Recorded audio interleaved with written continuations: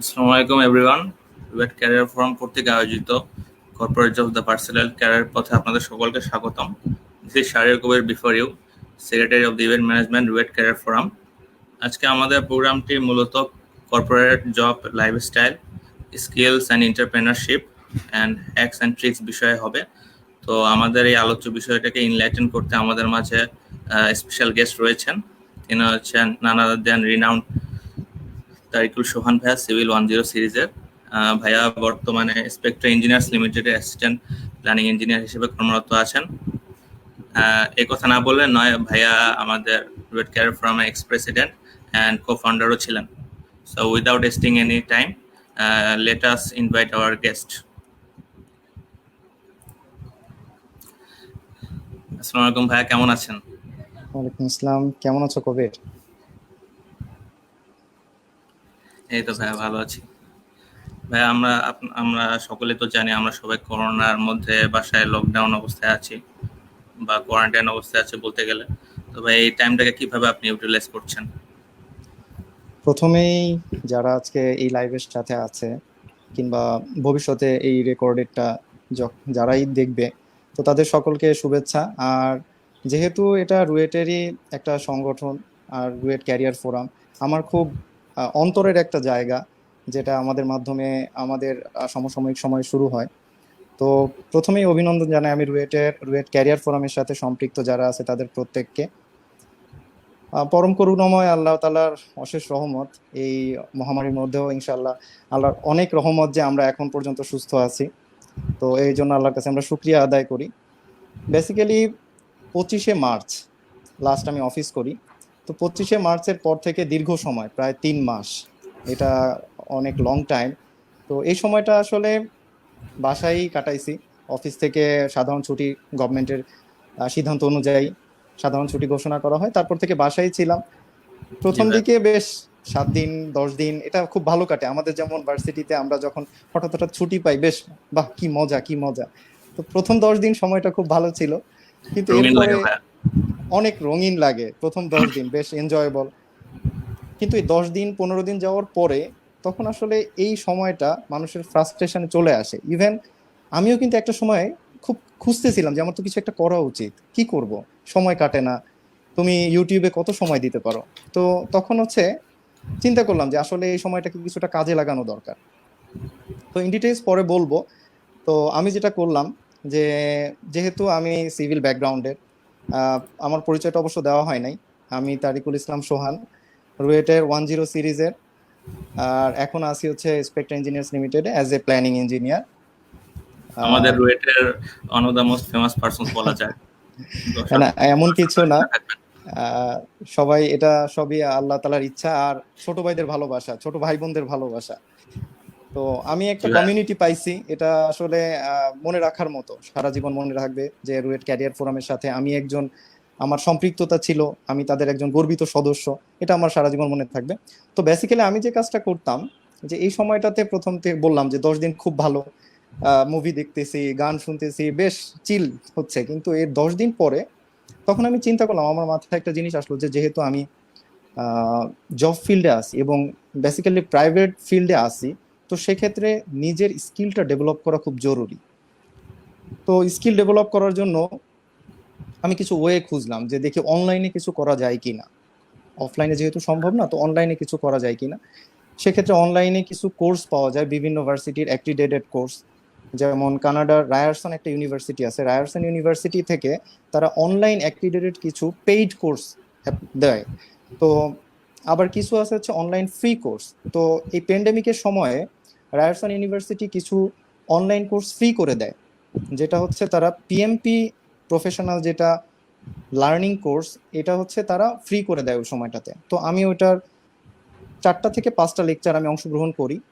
করার পরে তো ওটার সাথে মোটামুটি আমি একটা ধারণা পাই, যেহেতু আমার ভবিষ্যতে পিএমপি তে অ্যাটেন্ড করার ইচ্ছা আছে, প্রফেশনাল কোর্স করার ইচ্ছা আছে। এরপরে আমি যেটা করি, আমার পূর্ব অভিজ্ঞতা থেকে, মানে আমি হচ্ছে ভার্সিটিতে থাকতে আমার কিছু চিন্তা ভাবনা ছিল, জাস্ট ওই যে think out of the box, আমি কিছু ডিফারেন্ট অন্যরকম কিছু চিন্তা চিন্তা করা। করতাম। হ্যাঁ, ডিফারেন্ট কিছু চিন্তা করা, নিজেকে একটু অন্যরকম ভাবে উপস্থাপন করা ইচ্ছা ছিল। তো সেক্ষেত্রে তখন আমি হচ্ছে আমার অনেক আগে থেকে আমি একটু বিজনেস মাইন্ডেড, এন্টারপ্রেনিয়ার হওয়ার ইচ্ছা ছিল এক সময়, যদিও এখন পর্যন্ত হতে পারিনি। হয়তো যদি আল্লাহ তাআলা কখনো কপালে লিখে রাখে হব। তো ইনশাআল্লাহ আমি ভাই। এই সময়টাতে প্রথম এক সপ্তাহ হচ্ছে আমি ওই রায়ারসন ইউনিভার্সিটি আন্ডারে কিছু অনলাইন কোর্সের, যেটা আমি বললাম যে পিএমপির জাস্ট লার্নিং কোর্সটা আমি করছি। এরপরে হচ্ছে আমি যেটা করলাম যে আমি বিভিন্ন স্বল্প পুঁজি কিংবা হচ্ছে যে শর্ট ফাইন্যান্সের মাধ্যমে খুব কম আহ, মানুষ লোকবল দিয়ে যে ব্যবসাগুলো করা যায় এবং জবের পাশাপাশি করা যায়, আমি এই ধরনের কিছু ব্যবসার সাথে খোঁজ খবর নিতে থাকলাম এবং অনলাইনে আমি দেখলাম যে ফিল্ড যাচাই করতেছিলাম। তো আমি একটা একটা লিঙ্ক দেখি, একটু ডাউনলোড করে রাখি, আবার ওটা সম্পর্কে পড়ি। তো এই বিষয়টা আমার মধ্যে বেশ ইন্টারেস্ট তৈরি করে যে দেখি, আমি আরো একটু দেখি। তো এরকম আমি এখন হয়তো সেটা শেয়ার করতেছি না, আমি 8টা টপিক নিয়ে আমি পড়াশোনা করি। মোটামুটি 1.5 মাসের মতো আমি 8টা টপিক নিয়ে পড়াশোনা করি। এরপরে সেখান থেকে আমি চুজ করি যে আমাকে দিয়ে কয়টা, মানে কোন জিনিসটা আসলে পসিবল।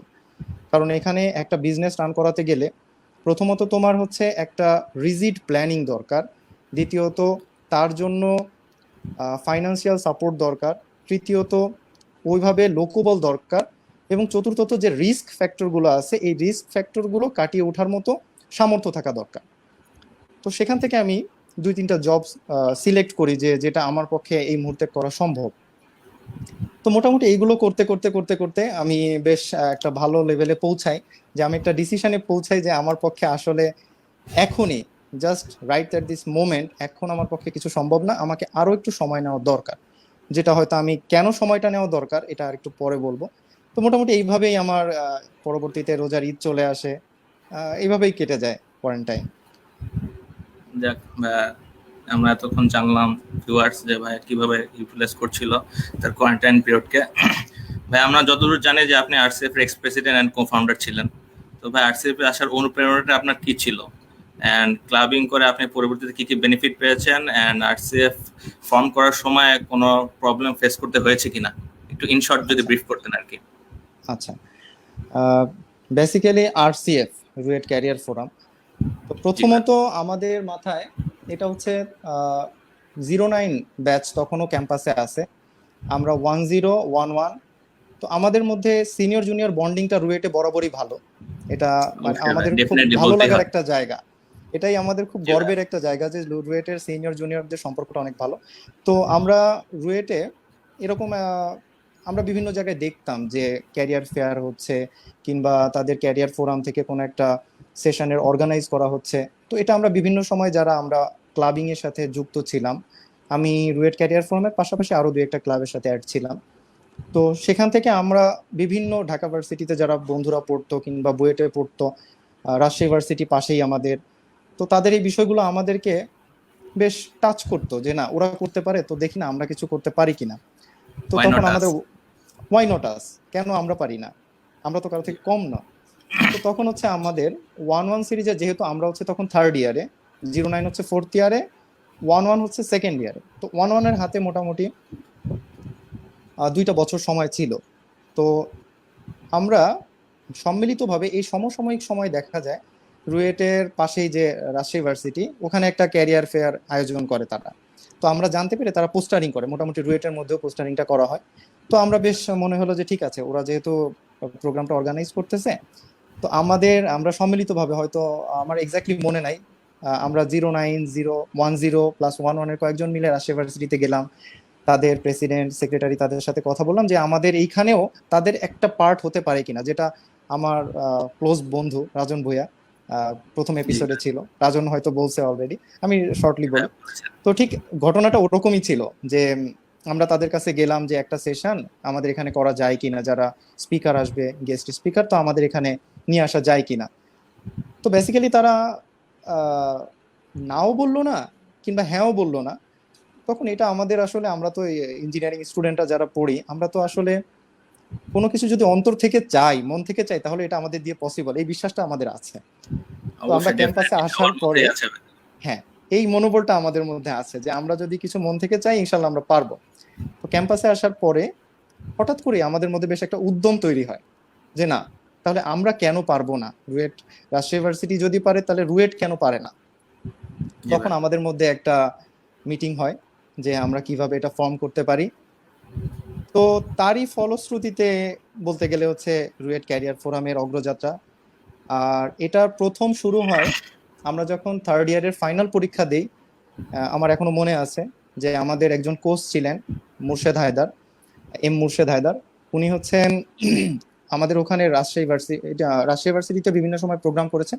তো ওনার সাথে আমরা কথা বলার চেষ্টা করি, ওনাকে আমরা রিচ করি, এবং উনি আমাদের ভার্সিটিতে আমাদের রুয়েট ক্যারিয়ার ফোরাম, আমরা চিন্তা করলাম যে এমন কিছু একটা করতে হবে যাতে রুয়েট ক্যারিয়ার ফোরাম প্রথমেই প্রত্যেকটা স্টুডেন্টের কাছে চলে যেতে পারে, যে সবাই যেন চেনে, মুখে মুখে থাকে যে রুয়েট ক্যারিয়ার ফোরাম নামে রুয়েটে কিছু একটা আছে। তখন আমরা একটা প্রোগ্রাম থ্রো করি যে এই প্রোগ্রামের মাধ্যমে আমাদের রুয়েট ক্যারিয়ার ফোরাম লঞ্চ করব। তো প্রোগ্রামটা ছিল হচ্ছে তেমন খুব জটিল কিছু না, আবার অনেক জটিল কিছু। ভার্সিটি লাইফে যারা আমরা পড়াশোনা করি, আমরা ভার্সিটি থেকে গন্ডি পার হওয়ার পরেই যে জিনিসটা প্রথম লাগে সেটা হচ্ছে সিভি। তো একটা সিভি সুন্দর করে রাইটিং লেখা, এটা যে এত সুন্দর করে লেখা যায় বেসিক্যালি ওই প্রোগ্রামের পরে আমিও জানতে পারছি। তো উনি আসেন আমাদের ক্যাম্পাসে, এসে আমাদের সিভি রাইটিং এর উপর একটা সেশন নেয়। এবং আমার মনে আছে যে ওই যে বললাম যে রুয়েটের ছেলেপেলেরা যদি, কিংবা ইঞ্জিনিয়ারিং স্টুডেন্টের ছেলেপেলেরা যদি চায়, যে মন থেকে কিছু চায়, সেটা সম্ভব। তো আমার মনে আছে যে ফাইনাল, আমাদের তখন সেমিস্টার ফাইনাল পরীক্ষা, আমি 5টার সময় পরীক্ষা শেষ করে 5টা 15-তে উইদাউট প্রিপারেশন একটা প্রেজেন্টেশনের দেই, এবং ওই প্রেজেন্টেশনের মাধ্যমেই রুয়েট ক্যারিয়ার ফোরামের পথযাত্রা শুরু হয়। এভাবেই হচ্ছে আমাদের রুয়েট ক্যারিয়ার ফোরামের পথযাত্রা শুরু হওয়া। আর বলতে গেলে যে প্রবলেম ফেস করা একটা ক্লাব, তোমরা যারা কিংবা আমরা যারা, আমি তুমি করেই বলছি কারণ হচ্ছে এখানে অডিয়েন্স আমি অবশ্যই অ্যাড্রেস করতেছি হচ্ছে আমাদের যারা জুনিয়র আছে তাদেরকে অ্যাড্রেস করতেছি, যারা ক্যাম্পাসে আছে, আর সিনিয়রদের প্রতি অবশ্যই সম্মান রেখে তো তুমি করে বলছি আমি। তো বেসিক্যালি যারা তোমরা, আমরা মানে ক্লাবের সাথে অ্যাড ছিলাম কিংবা ক্লাবিং করে আসছি, তো আমরা কিছু প্রবলেম ফেস করতে হয়। বেসিক্যালি এটা প্রবলেম না, এটা একটা সিস্টেমের মধ্যে দিয়ে আমাদেরকে যেতে হয় যে কোনো ক্লাব ফর্ম করার সময়।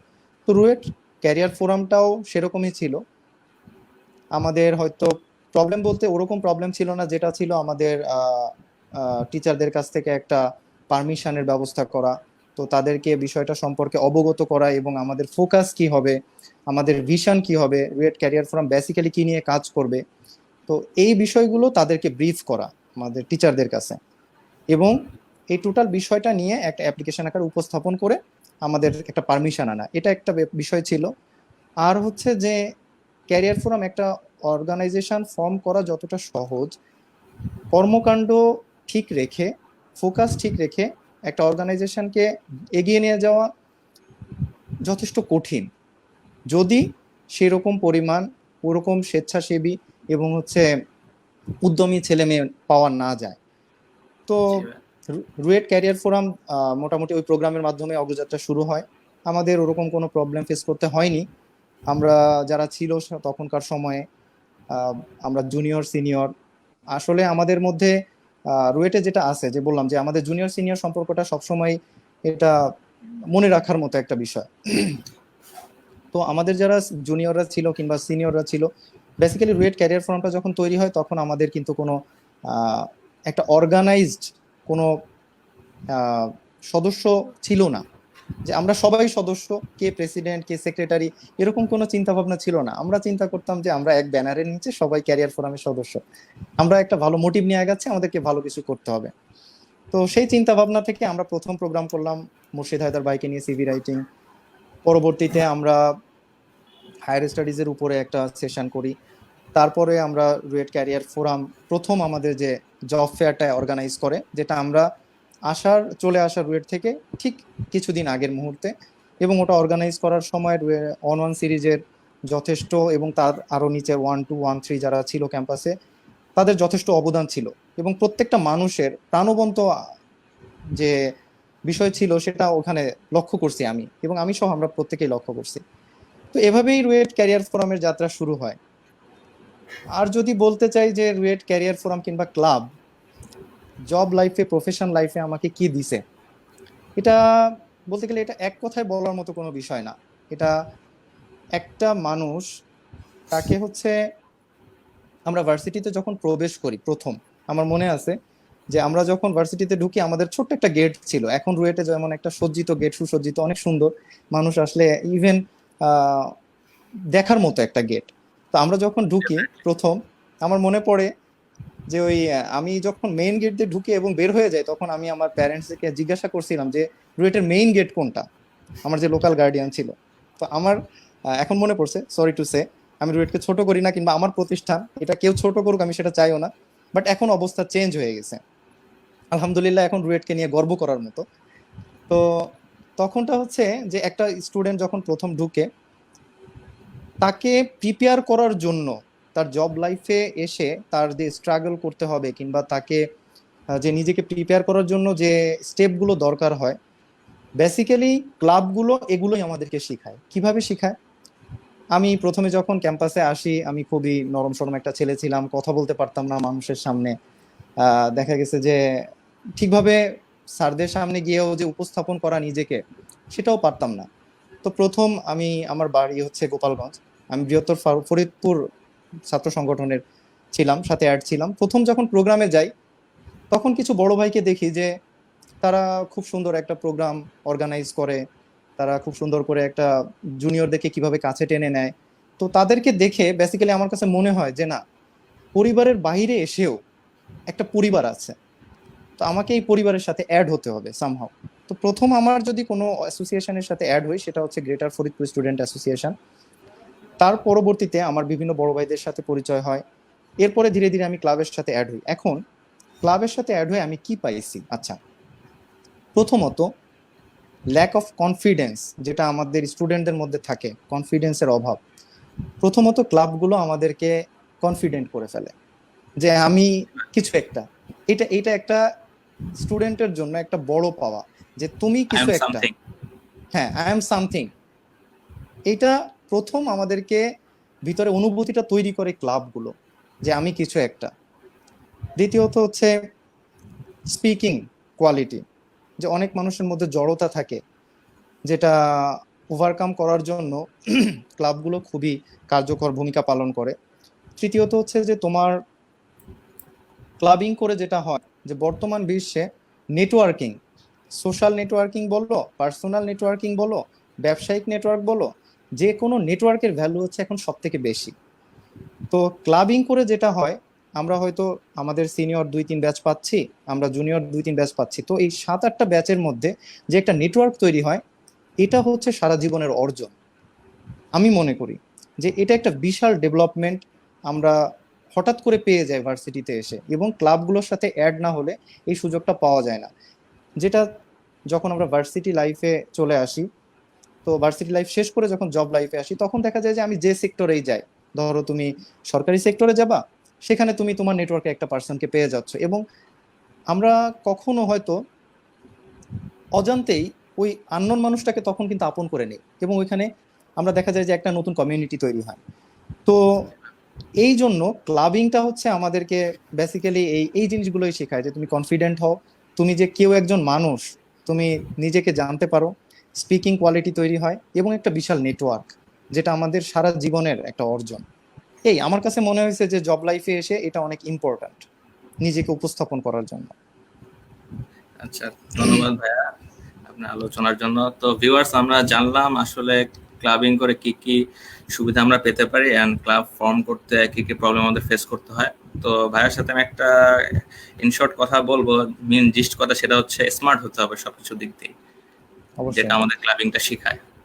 হ্যাঁ। তো ভাইয়া, আমাদের অলরেডি কমেন্ট বক্সে কোশ্চেন এসেছে যে, আসসালামু আলাইকুম সোহান ভাই, আমরা যারা গ্রাজুয়েশন কমপ্লিট করে সরকারি জবের জন্য ইন্টারেস্টেড থাকি, তাদের জন্য পাশ করে বের হয়ে প্রাইভেট কোম্পানির জবে ঢোকা কতটা যৌক্তিক? আচ্ছা, সরকারি What চাকরি you- আর হচ্ছে প্রাইভেট জব, তো দুইটা ফিল্ড টোটালি ডিফারেন্ট। কেন ডিফারেন্ট আমি বলি। আমরা যখন বেসিক্যালি, এখন এর একটু পিছনের কথা আমাকে বলতে হবে, তাহলে সরাসরি এই প্রশ্নটা আসলে উত্তর দেওয়া যাবে না। তো আমার কাছে যেটা মনে হয়েছে, যে আমরা যেহেতু আমার জব এক্সপেরিয়েন্স 5 বছর, যদিও আমি মনে করি যে ক্যারিয়ার বিষয়ে কথা বলার জন্য 5 বছর এক্সপেরিয়েন্স সাফিসিয়েন্ট না, মিনিমাম 10 অথবা 15 ইয়ার্স পরে একটা মানুষ যে জব করছে তার এক্সপেরিয়েন্সটা হয়তো শেয়ার করতে পারে।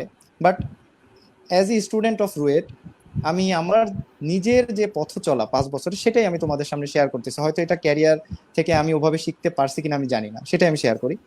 তো শিওর ভাই। বেসিক্যালি যেটা আমি দেখছি যে প্রথমে 2 বছর ভার্সিটিতে আমরা আসি খুব রঙিন চিন্তা ভাবনা নিয়ে, যে আমি সুন্দর একটা গিটার কিনবো, একটু টুংটাং গান বাজাবো, একটু মানুষকে ইমপ্রেস করব, কিংবা হচ্ছে আমি রুয়েট ক্রিকেট ক্লাবের একজন সদস্য হব, খেলাধুলা করব, কিংবা অনুরণনের সাথে অ্যাড হব, আমি কালচারাল মনা হব। তো দেখা যায় 2টা বছর ক্যাম্পাসের সাথে পরিচিত হতে এবং ক্যাম্পাসের পরিবেশে নিজেকে মোটামুটি খাপ খাইয়ে চলার জন্য 2টা বছর চলে যায় চোখের নিমেষে, এটা আমরা বুঝতেই পারি না। তো প্রথমত তৃতীয় যে বছর, থার্ড ইয়ারে এসে আমাদের মাথায় কিছু চিন্তা আসে যে না, আমি তো 2টা বছর পার করলাম, তাহলে আমার সামনে তো আর 2টা বছর সময় আছে, আমি পাশ করে চলে যাওয়ার মতো একটা অবস্থা, তো আমার কিছু একটা করা দরকার, কিছু একটা। তো এই কিছু একটা করা দরকার, এই থিঙ্কিংটা প্রথম আসে হচ্ছে যেমন আমার আসছে, অন্যদেরটা হয়তো আমি বলতে পারবো না, আমার আসছিল থার্ড ইয়ারে যে আমার কিছু একটা করা দরকার। তো এই থার্ড ইয়ারে যখন কিছু একটা করা দরকার, তখন ফার্স্ট কাজ হচ্ছে, থার্ড ইয়ারটা খুবই মোস্ট ইম্পর্ট্যান্ট লাইফের জন্য। কারণ হচ্ছে কি, আমি মনে করি যে একটা মানুষের সাকসেস 50% হয়ে যায় যেদিন সে তার এইম ইন লাইফ ফিক্স করতে পারে, যে জি ভাই। আমি আমি আমি জীবনের আমাকে কিভাবে দেখতে চাই, কতটা উচ্চতায় দেখতে চাই, কিংবা কোন প্রফেশনে আমি আমার লাইফটা সেটেল করতে চাই। এইটা ফিক্স করাটা হচ্ছে, আমি মনে করি যে লাইফে সাকসেস হওয়ার 50% কাজ শেষ। তো এই ঘটনাটা ঘটাতে হবে থার্ড ইয়ারে, ফিক্স করে ফেলতে হবে যে লাইফের গোলটা কি, এটা হচ্ছে থার্ড ইয়ারে এই গোলটা ফিক্স করতে হবে। এটা হয়তো অনেকের জন্য কঠিন, কিন্তু ট্রায়াল ইরর করে হলেও, কিংবা নিজের পছন্দের জায়গা কোনটা, কিংবা আমি কি করতে ভালোবাসি সেদিকে আগাতে হবে, কিছু কাজ করতে হবে। মোটামুটি থার্ড ইয়ার কিংবা ফোর্থ ইয়ারের ফার্স্ট সেমিস্টারের মধ্যে এটা ফাইনাল করতে হবে যে আমি কি করতে চাই। এরপরে হচ্ছে ফোর্থ ইয়ারটা আমার প্রিপারেশনের জন্য, যে আমি যে এটা করতে চাচ্ছি, তো তার জন্য আমার একটা বছর আছে যেটা আমি প্রফেশনালি কাজে লাগানোর জন্য আমার একাডেমিক যে বিষয়গুলো আছে সেটাকে রপ্ত করে নেওয়া। আচ্ছা, এখন হচ্ছে সে একটা মানুষ, একটা স্টুডেন্ট, থার্ড ইয়ার স্টুডেন্ট, সে ফিক্স করলো যে না, বর্তমান বাংলাদেশের প্রেক্ষাপটে আহ, যদি সিকিউরিটি চিন্তা করি, তাহলে সেদিক থেকে চিন্তা করলে হয়তো প্রাইভেট জবের থেকে সরকারি জবটা প্রেফারেবল। জি এটা ভাই। সবাই মনে করে, আমিও হয়তো তাই মনে করি যে সরকারি জবটা প্রেফারেবল, কেন, এটা সিকিউরড। তো সেক্ষেত্রে যারা সরকারি জবের জন্য চিন্তা করবে যে আমি সরকারি জব করতে চাই, আবার কিছু মানুষ আছে যারা থার্ড ইয়ারে বসে ফিক্স করবে যে না, আমার মতো যারা একটু চিন্তা করবে যে না, দেখি না আমি একটু নিজে কিছু করা যায় কিনা, কিংবা হচ্ছে যে সরকারি জব তো করবো, তো প্রাইভেট সেক্টরটা কেমন আমি একটু জানার চেষ্টা করি। হয়তো আমি এই জানার চেষ্টা করতে গিয়ে কিন্তু আমার ভালো লেগে গেছে যে প্রাইভেট সেক্টরে আমি আমার নিজের লাইফটাকে গুছায় নিতে পারবো। আমি বেসিক্যালি জানার চেষ্টা করছিলাম, কিন্তু আমি জানতে যে এটার সাথে অ্যাড হয়ে গেছি, এবং হয়তো আমার লাইফটা প্রাইভেট সেক্টরের সাথে থাকবে। তো মেইন কথায় আসি যে গভর্নমেন্ট জব আর হচ্ছে প্রাইভেট জব। Private job. আচ্ছা, বেসিক্যালি যখন আমরা বের হচ্ছি, তারপরে আর আমাদের ভাবার সুযোগ নাই যে আমি কি করব। আমার চিন্তাটা কিন্তু ফিক্স রিজিড, যে আমি সরকারি জব করব। আচ্ছা, তো যে ছেলেটা সরকারি জব করবে বলে তার মোটামুটি নিয়ত ফিক্স করছে যে আমি সরকারি জবই করব, তার জন্য যদি ফাইন্যান্সিয়াল সাপোর্ট থাকে, কিংবা এখন যারা আমরা আছি, আমাদের যারা স্টুডেন্টরা আছে, আমি বলবো সরকারি জবের চিন্তা থাকলে প্রথমেই জবে না ঢোকার জন্য। প্রাইভেট জব প্রথম 5 বছর তোমাকে নিজেকে প্রুফ করতে হবে, তো সেখানে তোমার হিউজ এফোর্ট দিতে হবে। তোমার নিজেকে প্রুফ যেহেতু করতে হবে, তোমার এক্সট্রা এফোর্ট দিয়ে নিজেকে তৈরি করতে হবে। তোমার অ্যাটিটিউড গুলো সেরকম থাকতে হবে, হয়তো তোমার 8 ঘন্টার অফিস তোমাকে কখনো 9 ঘন্টা 10 ঘন্টা করতে হবে। তো প্রাইভেট জব করে বেসিক্যালি প্রথমেই যদি তুমি প্রাইভেট জবে ঢুকে যাও, আর সেক্ষেত্রে তোমাদের জন্য সরকারি জবে প্রিপারেশন নেওয়াটা কঠিন। তো আমি যেটা দেখছি, আমার যারা কাছের বন্ধুরা, কিংবা আমি নিজের এক্সপেরিয়েন্স থেকে দেখছি, যে যারা সরকারি জব করবে বলে মাইন্ড সেট করে, তাদের জন্য সব থেকে ভালো হচ্ছে সরকারি জব বলতে আমি শুধু বিসিএস কে বোঝাচ্ছি না। সরকারি যে জব বলতে বিসিএস এর বিভিন্ন সেক্টর আছে, তারপরে non cadre bank first class. জবগুলো আছে, নন ক্যাডার ফার্স্ট ক্লাস জবগুলো আছে, কিছু স্বায়ত্তশাসিত জব আছে, তো জি ভাই। সবগুলোকে বোঝাচ্ছে। তো যদি আমি সরকারি জবের জন্য নিজেকে প্রিপেয়ার করতে চাই, যেহেতু ওখানকার পরীক্ষার সিস্টেমটা গতানুগতিক ধারা আমরা যারা ইঞ্জিনিয়ারিং স্টুডেন্ট আমরা পড়ে আসছি, তার সাথে কিছু অ্যাডিশনাল প্রিপারেশনের দরকার হয় সরকারি জবের ক্ষেত্রে। তো প্রথমত আমি মনে করি যে মিনিমাম একটা বছর সময় দেওয়া উচিত, যে তুমি আগে প্রিপারেশন নাও, তোমার সিলেবাসটা কি সরকারি চাকরির জন্য, সরকারি চাকরিতে নিজেকে প্রিপেয়ার করার জন্য কিংবা ওই লেভেলে নিজেকে দেখার জন্য তোমার যে প্রিপারেশনটা দরকার, এই প্রিপারেশনটা প্রথম আগে সিলেবাসটা জানা, যে এক বছর সময়টা নিতে হবে যে আমার জবের জন্য এই এই জিনিসগুলো আমাকে পড়তে হবে কিংবা এই এই জিনিস সম্পর্কে আমার ধারণা নিতে হবে। প্রথম এক বছরে তুমি সিলেবাসটা সম্পর্কে জানো এবং মোটামুটি কি কি পড়তে হবে এই বিষয়গুলো রপ্ত করো। মিনিমাম এক বছর, যদি আরো বেশি সময় লাগে আরো বেশি সময় নাও। যখন এটা জানা হয়ে গেল, তোমার টোটাল বিষয়টা একবার দেখা হয়ে গেল, এরপরে যদি তুমি মনে করো ইন দ্য মিন টাইম তুমি বিভিন্ন সরকারি জবের পরীক্ষা দিচ্ছ, লাক ভালো থাকলে হয়তো তোমার এর মধ্যে হয়ে যেতে পারে দুই একটা জবের, তুমি টিকে যেতে পারো। আর যদি আরেকটু সময় লেগে যায়, সেক্ষেত্রে তোমার যদি ফাইন্যান্সিয়াল কন্ডিশন তোমাকে সাপোর্ট না করে, তুমি 1 থেকে 1.5 বছর পরে যদি তুমি মনে করো যে হ্যাঁ আমার পক্ষে এখন সম্ভব, আমি যেটা পড়ছি আমি বাসায় এসে 3 ঘন্টা 4 ঘন্টা পড়া সম্ভব, তাহলে তুমি জব সেক্টরে যাও, প্রাইভেট জব সেক্টরে। বাট তোমার ফোকাসটা চেঞ্জ করো না। মেইন যে বিষয়টা হয় যে প্রাইভেট জব সেক্টরে গেলে বেসিক্যালি তোমার কাছে যখন মাসে 10-15 হাজার টাকায় চলে অভ্যস্ত আমরা, সেখানে যখন একটা জবে ঢুকলে, যখন সে স্টার্টিং স্যালারি হয়তো 25-30 কিংবা 35, কিংবা সিএসসি ইলেকট্রিক্যাল স্টুডেন্টদের জন্য হয়তো আরেকটু বেশি, সিভিলের জন্য একটু কম, তো অ্যাভারেজ আমি যদি ধরি 25 থেকে 30 হাজার টাকা হচ্ছে স্টার্টিং স্যালারি। তো 25 থেকে 30 হাজার টাকায় একটা স্টুডেন্ট চলে অভ্যস্ত, সে যখন এটা মজা পেয়ে যায়, তখন তার জন্য বেসিক্যালি ওই ফোকাসটা রাখাটা খুব কঠিন। তো আমার কথা হচ্ছে, যদি তুমি ডিটারমাইন্ড থাকো যে হ্যাঁ আমি সরকারি জব করবই, সেক্ষেত্রে আমার মনে হয় যে মিনিমাম 1 থেকে 1.5 বছর সময় শুধুমাত্র সরকারি জবের প্রিপারেশনে কাজে লাগাও। এরপরে যদি ফাইন্যান্সিয়াল স্টেবিলিটি না থাকে, তুমি প্রাইভেট জবে ঢোকো, আদারওয়াইজ তুমি টিউশনই করো। সেক্ষেত্রে তোমার প্যারালালে দুইটা জিনিস চলবে, এবং আশা করি লেগে থাকলে প্রাইভেট জব বলো সরকারি জব বলো, সরকারি জব আমার কাছে কখনো মনে হয়নি যে লেগে থাকলে আমাদের ইঞ্জিনিয়ারিং পড়া স্টুডেন্টদের জন্য এটা কোনো ব্যাপার, শুধুমাত্র ফোকাসটা ঠিক রাখতে হবে, এই আর কি। ওকে ভিউয়ার্স, আপনারা জানলেন সোহান ভাইয়ের মতামত। তো মেইন বিষয়টা হচ্ছে আমাদেরকে ফোকাস থাকতে হবে, whether we want to go in government sector or private sector, that's it. ওকে ভাই, কোয়ারেন্টাইন অবস্থায় আন্ডার গ্রাজুয়েট স্টুডেন্ট এন্ড সদ্য পাশকৃত স্টুডেন্টরা কিভাবে এই সময়টাকে ইউটিলাইজ করতে পারে বলে আপনার মনে হয়? আচ্ছা, যারা থার্ড ইয়ার শেষ কিংবা ফোর্থ ইয়ারে আছে, আর যারা রিসেন্টলি পাশ করে বের হয়ে গেছে, তো আমার আগের যে কোশ্চেনটা ছিল সেই কোশ্চেনের সাথে এই কোশ্চেনটা কিছুটা রিলেটেড আছে। যেমন আমি বললাম যে প্রথমে হচ্ছে তোমার এম ইন লাইফ ফিক্স করা, থার্ড ইয়ারের শেষে ফোর্থ ইয়ারে এসে হচ্ছে তোমার ওইটার পিছনে কাজ করা। তো ফোর্থ ইয়ারের স্টুডেন্ট আর হচ্ছে সদ্য পাশ করা স্টুডেন্টের মধ্যে বেসিক্যালি কোনো পার্থক্য থাকে না, শুধুমাত্র একটা সার্টিফিকেট ছাড়া, শুধুমাত্র একটা সার্টিফিকেট।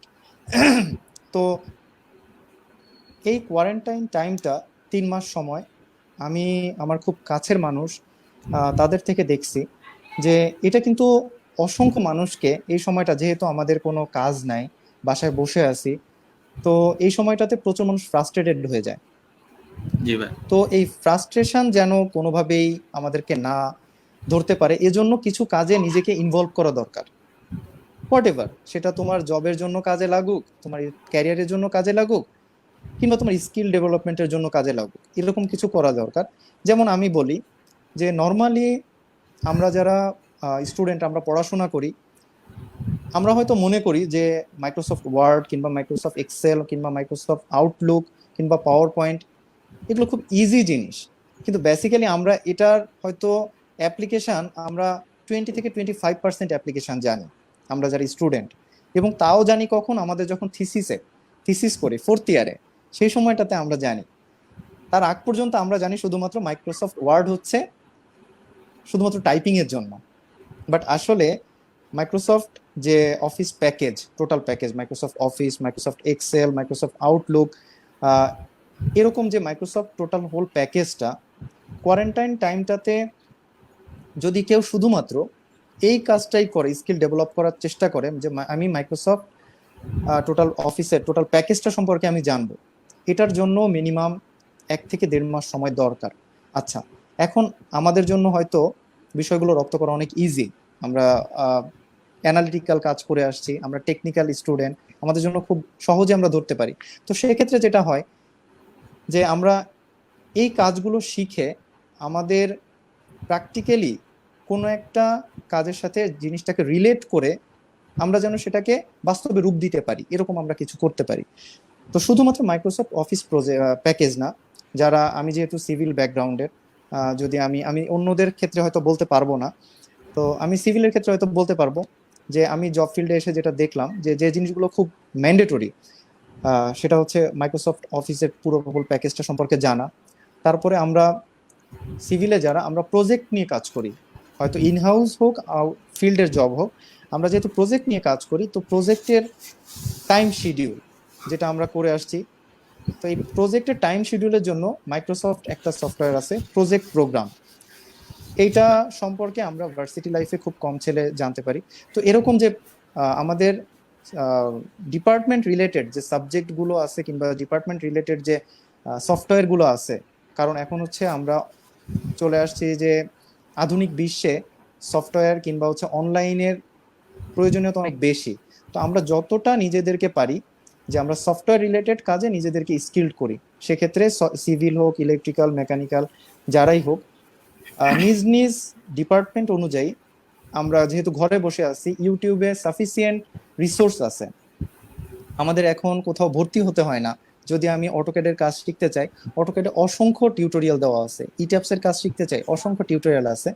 তো বিষয়গুলো আমরা একটু মনোযোগ দিয়ে, একটু ধৈর্য ধারণ করে আমরা এগুলো শিখতে পারি, যেটা হয়তো এখন আমাদের কাছে মনে হবে যে আমি কেন এখন অটোক্যাড শিখবো, কিংবা কেন এখন আমি ইট্যাপস শিখবো, কিংবা কেন স্কেচ আপ, এটার দরকারটা কি, আমি যদি আর্কিটেকচারাল পার্টের সাথে নিজেকে অ্যাড না করি, কিংবা হচ্ছে যে ইন্টেরিয়র কাজের সাথে, যেহেতু এগুলো ওই ধরনের সফটওয়্যার। বাট কোনো কাজ শিখে রাখলে সেটা বৃথা যায় না। এটা হয়তো এখন মনে হতে পারে কোনো কাজ যেটা তুমি আজকে শিখছো এটা কখনো বৃথা যায় না। তো এই ধরনের স্কিলগুলো ডেভেলপ করলে টুডে অর টুমরো, হোক সেটা প্রাইভেট জব হোক সেটা সরকারি জব, তোমার অবশ্যই কাজে লাগবে। তো যে কেউ হোম কোয়ারেন্টাইনের এই সময়টাতে নিজের স্কিলগুলোকে ডিপার্টমেন্ট ওয়াইজ যে আছে এই স্কিলগুলো ডেভেলপ করতে পারে, আমি মনে করি। ওকে ভিউয়ার্স, আপনারা শুনলেন কোয়ারেন্টাইন অবস্থায় আন্ডার গ্রাজুয়েট স্টুডেন্ট 5 কেজি গ্রাজুয়েটরা কিভাবে এই সময়টাকে কাজে লাগাতে পারে। মেইনলি আমরা সফটওয়্যার রিলেটেড কাজ শিখতে পারি, যার যেমন ডিপার্টমেন্ট। কেউ যদি সিভিলে পড়ে তাহলে অটোক্যাড, স্কেচআপ, এটআপ শিখতে পারে। কেউ যদি ইলেকট্রিক্যালে পড়ে সে রূপ সফটওয়্যার শিখতে পারে। কেউ মেকানিক্যালে পড়লে সলিড ওয়ার্ক শিখতে পারে।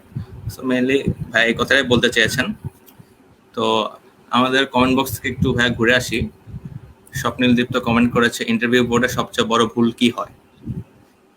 আচ্ছা, ইন্টারভিউ বোর্ড, রুয়েটে আমরা যারা পড়ছি কিংবা আমরা যারা ইঞ্জিনিয়ারিং স্টুডেন্ট, আমাদের প্রত্যেক সেমিস্টার শেষে আমাদের একটা যে ভাইবা হয়, বেসিক্যালি ভাইবা বোর্ডটা কিন্তু আমরা যেটার সাথে অভ্যস্ত তার থেকে একটু ডিফারেন্ট। ভাইবা বোর্ড মানে কিন্তু এমন না যে সে এমন কিছু একটা খুব বাঘ ভাল্লুক বসে আছে, তার সামনে আমার নিজেকে উপস্থাপন করতে হবে, আমি কি পারবো না পারবো, ব্যাপারটা কিন্তু এমন না। তবে ভাইবা বোর্ডে যে বিষয়টা সবার ক্ষেত্রে পরিলক্ষিত হয়, আমি যেহেতু প্রাইভেট সেক্টরে আছি, তো আমি কখনো কখনো ভাইবা বোর্ডে সাথে থাকছি জুনিয়রদের ক্ষেত্রে, যেহেতু আমার 5 বছর জব এক্সপিরিয়েন্স। তো 5 বছরের জুনিয়র, 5 বছরের মধ্যে আমার বিভিন্ন জুনিয়ররা আসছে, যাদের প্রথম ভাইবাটা হয়তো আমি আমার সিনিয়রদের সাথে নেওয়া হয়েছে। তো সেখানে আমি দেখছি যে প্রথম যে ভুলটা তারা করে, তারা হচ্ছে নার্ভাস হয়ে যায়। জি ভাই। আমি মনে করি যে স্টুডেন্ট লাইফ শেষ করে আসার পরে সিজিপিএ হোক কারো 3.91, কারো হয়তো 2.91, মানে সেকেন্ড ক্লাস অনার্স। তো জি ভাই। আমার কাছে মনে হয় যে পাশ করে আসার পরে basically quality almost same same. যদি আমি এডুকেশনাল এক্সিলেন্স বলি, সেটা অলমোস্ট সেম সেম।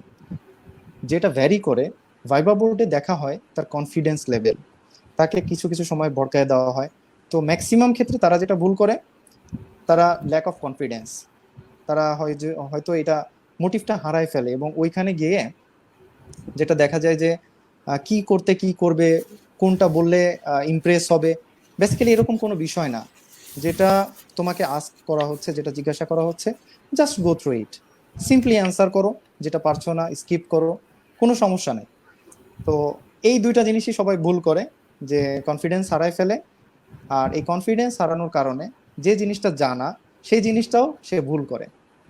তো এই জন্য কনফিডেন্সটা ধরে রাখো। তুমি শুধু চিন্তা করবা যে তুমি একটা স্টুডেন্ট, যে ইঞ্জিনিয়ারিং কমপ্লিট করে আসছো, তুমি পারবা, আমি পারবো, আমি কেন পারবো না। জাস্ট এই একটা চিন্তা ভাবনা থাকলেই হয়ে যাবে, আর কিছু না। ওকে স্বপ্নিল, আশা করা যায় তুমি তোমার কোশ্চেনের অ্যান্সার পেয়েছো। আমাদেরকে কনফিডেন্স থাকতে হবে, কনফিডেন্স রাখতে হবে, এই আর কি ভাই বোঝাতে চেয়েছেন। যেহেতু ভাই আমাদের হাতে অফুরন্ত সময়, তো অনেক ইয়াংস্টারকে দেখা যায় যে এন্টারপ্রেনারশিপ নিয়ে কাজ করতে। তো ভাই আপনার এই বিষয়ে কোনো মতামত অথবা অভিজ্ঞতা আছে কিনা একটু যদি শেয়ার করতেন। আচ্ছা, এন্টারপ্রেনারশিপ যদি বলি যে আমি সোহান, আমার স্বপ্ন কি, আমি থার্ড ইয়ার থেকে স্বপ্ন দেখতাম আমি এন্টারপ্রেনার হব। আমি জব করব না, আমি জব দিব। তো হয়তো থিঙ্কিংটা এখনো আমার মাথায় আছে, আমি সেভাবে নিজেকে তৈরি করতে পারিনি। তো একটু ইনশাল্লাহ আমার নিজের ভবিষ্যতে হবে ভাই। অভিজ্ঞতা।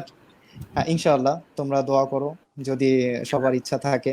আমি আমি আমার নিজের কিছু এক্সপিরিয়েন্স শেয়ার করি। যখন আমি রুয়েটের থার্ড ইয়ার শেষে দিকে, তো তখন আমার ব্যাচের আমাদের যে ফার্স্ট বয় ছিল, আমার সিজিপিএ খুবই কম, প্রথমেই বলে নিচ্ছি। তো আমার ব্যাচের যে ফার্স্ট বয় ছিল, ও আর আমি, ছেলেটা খুব ডাইনামিক, আমার বন্ধু, খুব ঘনিষ্ঠ বন্ধু, আশরাফুল ইমরান। ও এখন ফ্লোরিডাতে আছে। তো ওর সাথে আমি খুব বেশ টাইম স্পেন্ড করতাম। খুব ক্রিয়েটিভ একটা ছেলে। তো আমি জানি না, আমার রেজাল্ট যদিও খারাপ, কিন্তু ওর কেন যেন মনে হয়েছে যে না, আমার সাথে ওর কিছুটা মিলে, ওর চিন্তা ভাবনা। তো তখন ম্যাচিং। আমরা চিন্তা করে, হ্যাঁ, তো তখন আমরা চিন্তা করলাম, এটা হচ্ছে ফিফথ সেমিস্টারের শেষের দিকে, যে আমাদের কিছু একটা করা উচিত। তো এই কিছু একটা করা বলতে কি বুঝি, যে আমরা দেখি, আমরা যে যেহেতু আমি সিভিলের স্টুডেন্ট, আমরা তো সিভিল রিলেটেড কিছু করা যায় কিনা। তো থার্ড ইয়ারে তখনও আমরা স্ট্রাকচার সম্পর্কে, স্ট্রাকচারাল অ্যানালাইসিস কিংবা আরসিসি ডিজাইন সম্পর্কে আমাদের ওরকম ভালো অভিজ্ঞতা নাই।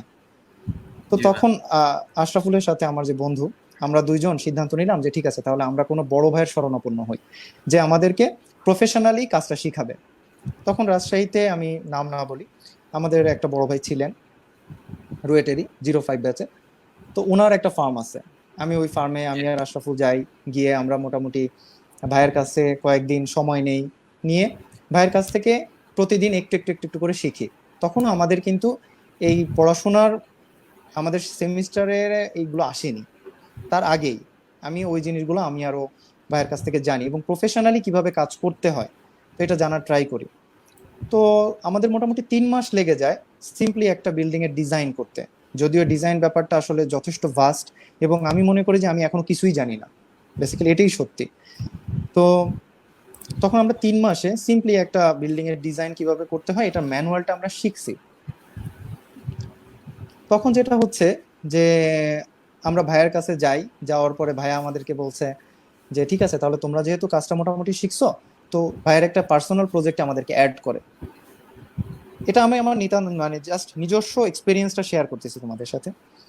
তখন জি ভাই ভাই। আমাদেরকে নিজস্ব একটা প্রজেক্ট দেয়, যে এই প্রজেক্টটা আমি পাইছি, তো তোমরা এই প্রজেক্টটা কাজ করো। তো আমরা খুব উৎসাহের সাথে ভাইয়ের প্রজেক্টটা নিয়ে কাজ করা শুরু করি। এটা ছিল হচ্ছে একটা 10তলা বিল্ডিং এ অ্যানালাইসিস রিপোর্ট আমাদেরকে তৈরি করতে হবে ম্যানুয়ালি। এটা কোনো সফটওয়্যারে না, আমাদেরকে টোটালি হচ্ছে ওয়ার্ডের মাধ্যমে, ওয়ার্ডে লিখে লিখে লিখে লিখে একটা design software, design analysis report আমাদেরকে সাবমিট করতে হবে। টোটালি ফ্রেম অ্যানালাইসিস করতে হবে, যা যা আছে স্টেপ বাই স্টেপ করে আমাদেরকে সাবমিট করতে হবে। তখন আমরা 22 দিনের মতো সময় নিয়েছিলাম এই কাজটা করতে, এবং 22 দিন পরে অলমোস্ট প্রায় 100 থেকে 150 পেজের একটা ডিজাইন বই হয়, অ্যানালাইসিস রিপোর্ট, সেটা ভাইয়াকে দেই, এবং ভাইয়া এটা পেয়ে খুব খুশি হয়। তো অবভিয়াসলি ওটা আমরা কোনো বেনিফিটের জন্য করিনি, ওটা শুধুমাত্র নিজেদের ডেভেলপমেন্টের জন্য করছিলাম। জি। পরবর্তীতে যেটা হয়, যে যেহেতু আমরা কাজটা শিখে গেছি, তখন ওই ভাইয়েরই আর একটা ফ্রেন্ড, আমি তার নাম না বলি, ভাইয়া সরকারি জব করেন। তো ভাইয়া আমাদেরকে বলতেছে, যেহেতু তোমরা কাজ করে ফেলছো, তো আমরা কেন এখন একটা বিজনেস স্টার্ট করি না, আমরা শুরু করি ছোট থেকে কিছু একটা। তো ভাইয়ার কথা শুনে আমাদেরকে ভালো লাগে, আমাদের কাছে, যে ঠিক আছে, আমরা আসলে তো মনের মধ্যে তো এন্টারপ্রেনার হতে হবে, চিন্তাটা তো অনেক আগে থেকে পুষে রাখছি। তো মনে হলো যে কেউ একজন আমার এই স্বপ্নের পথে আমাকে একটু সহযোগিতা করছে। তো ভাইয়ার অফারে আমরা খুব খুশি হই এবং আমরা বলি যে ঠিক আছে ভাইয়া, তাহলে আপনি কিভাবে করতে চান। তখন আমরা রাজশাহীতে একটা অফিস নেই, নিয়ে আমরা আমাদের ইনভেস্টমেন্ট ছিল, আমরা টোটাল 4 জন পার্টনার ছিলাম, ভাইয়া, ভাইয়ার ফ্রেন্ড, আমি, আর হচ্ছে আমার যে বন্ধু আশরাফুল। তো আমরা শুরু করি। আমাদের ইনভেস্টমেন্ট খুব কম ছিল, কিন্তু যেটাই ছিল আমরা খুব শর্ট টাইমে আমরা রাজশাহীতে মোটামুটি একটা পরিচিতি পাই, আমরা বেশ কিছু কাজ পেয়ে যাই, আমরা ব্যবসাটা শুরু করি। তো তখন হচ্ছে আমাদের 4th ইয়ারের মাঝামাঝি সময়, মানে আমরা অলরেডি ব্যবসা রান করে 1 বছর হয়ে গেছে প্রায়। আমাদের ব্যবসা বেশ ভালোভাবে চলতেছে। এর মধ্যে আমি ক্লাব করি, রুয়েট ক্যারিয়ার ফোরামের সাথে আমি অ্যাক্টিভ সদস্য হিসেবে থাকি। তারপরে বৃহত্তর ফরিদপুর ছাত্র সমিতিতে ছিলাম অ্যাক্টিভ সদস্য হিসেবে। আবার না বললেই নয়, যেটা আমি আমার সেকশনের সিআর ছিলাম। তো প্রত্যেকটা জিনিস মেনটেন করে, ইভেন আমার থিসিস চলতেছে, থিসিস মেনটেন করে ব্যবসা চালানোটা যথেষ্ট কঠিন ছিল। কিন্তু আমি প্রথমেই যেটা বললাম যে যদি ফোকাস ঠিক থাকে তখন ম্যানেজ হয়ে যায়। তো ঠিক আসলে ম্যানেজ হয়ে যাচ্ছিল। ইভেন আমার যে বন্ধু, ওর সিজিপিএ সিভিলে মোটামুটি এখন পর্যন্ত বলার মতো, মানে প্রথম সারির সিজিপিএ, আমি জানি না যে ওটা সর্বোচ্চ কিনা।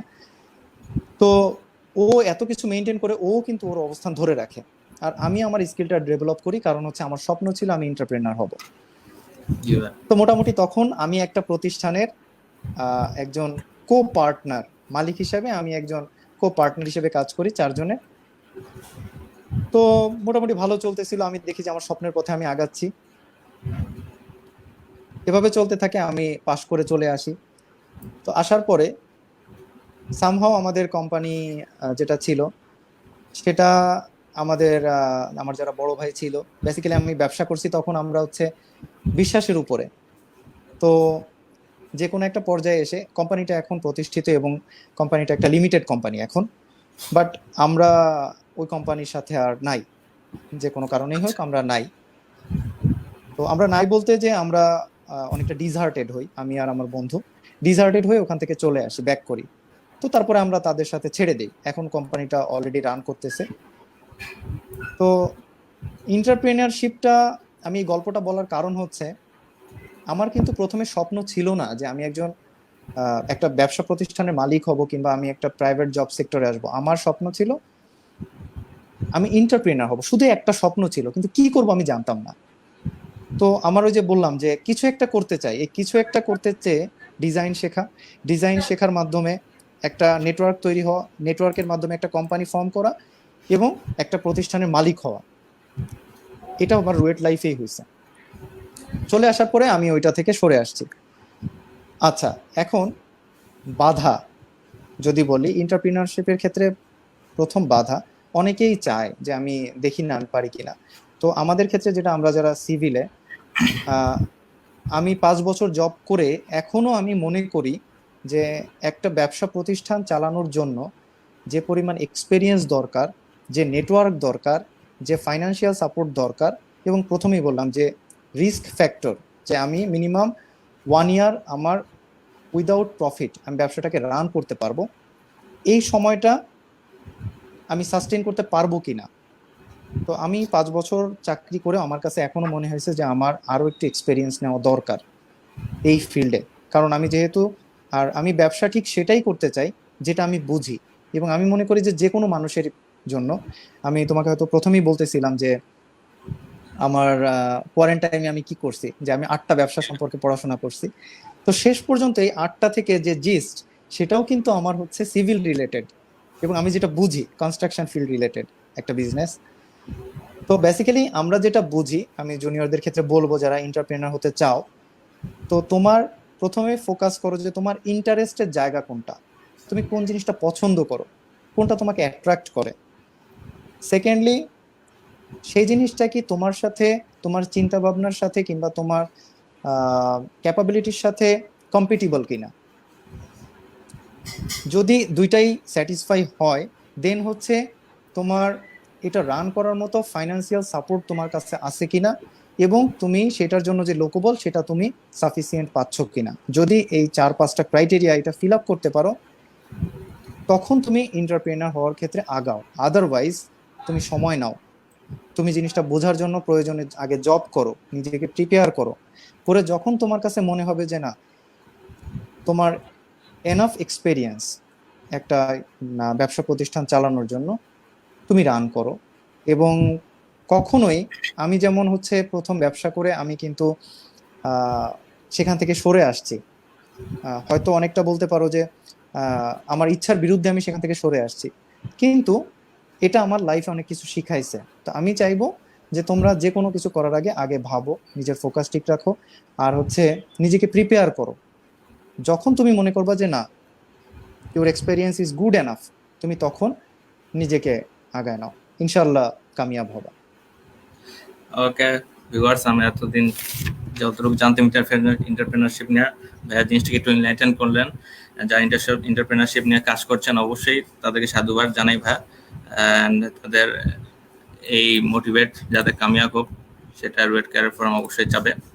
তবে আমরা কিছু ইনশাআল্লাহ। কমেন্ট সেকশন থেকে ঘুরে আসি। সেটা হচ্ছে অবশ্যই। রাজন ভাইয়া আমাদের কমেন্ট সেকশনে লাভ কমেন্ট করে পাশে আছেন, দ্যাট মিনস ভাইয়া আমাদের দেখছেন। হ্যাঁ। আর নাফিস স্যারের একটা কোশ্চেন আছে, ভাই আরসিএফ এ আপনার মোস্ট ডেডিকেটেড জুনিয়র কাকে পাইছেন?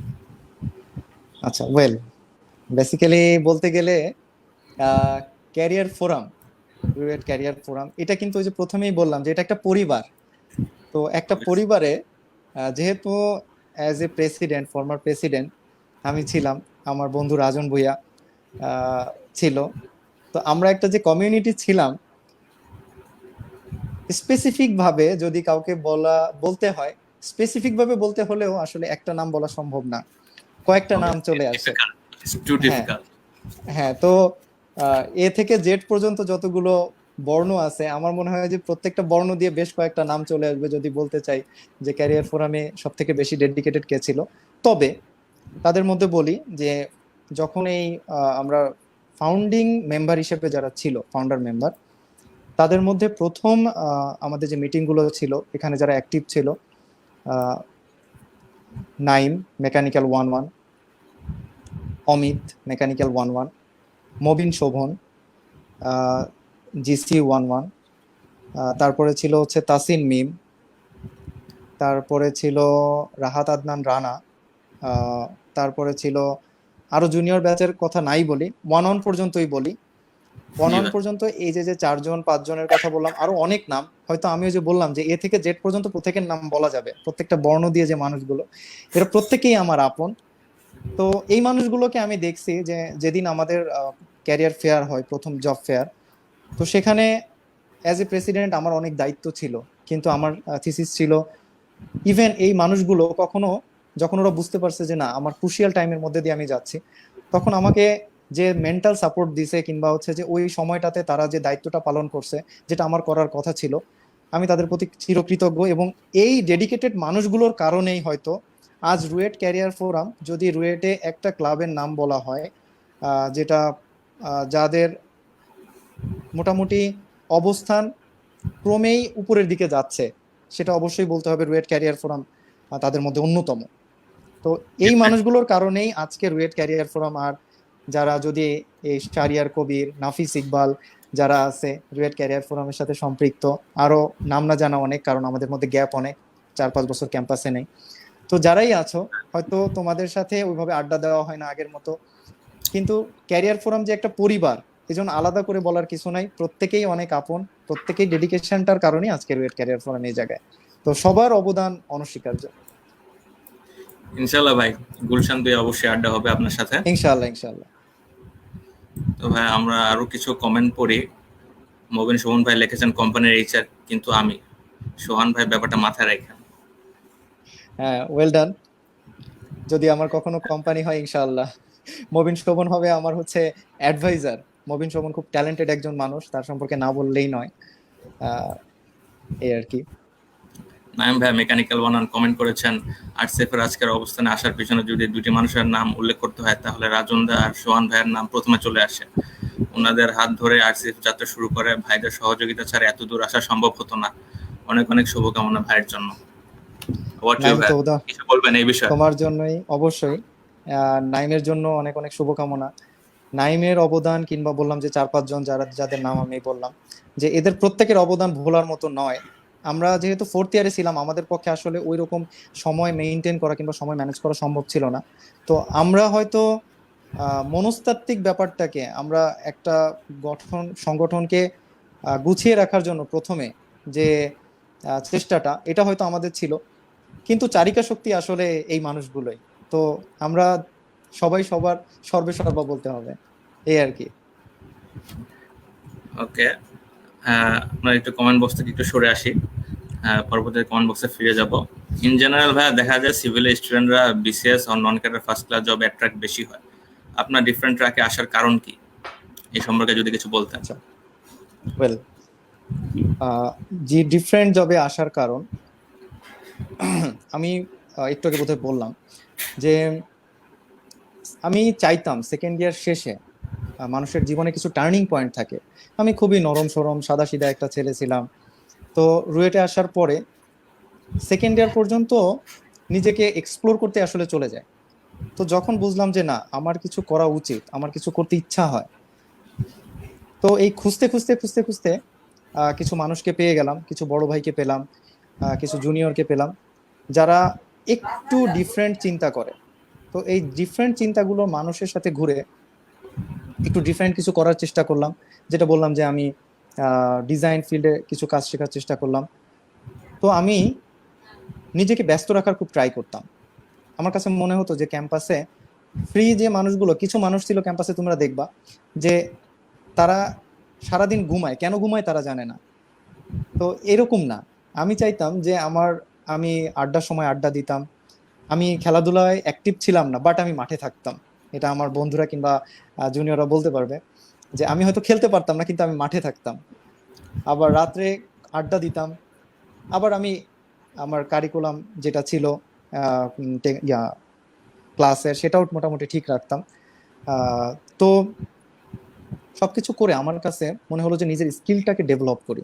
তো 3rd ইয়ারে আমি প্রথম হচ্ছে তোমার, আমরা একটা ছুটি পাই, আমাদের কিছু অনাকাঙ্ক্ষিত ছুটি থাকে, যে আমরা আন্দোলন করি বিভিন্ন সময়ে।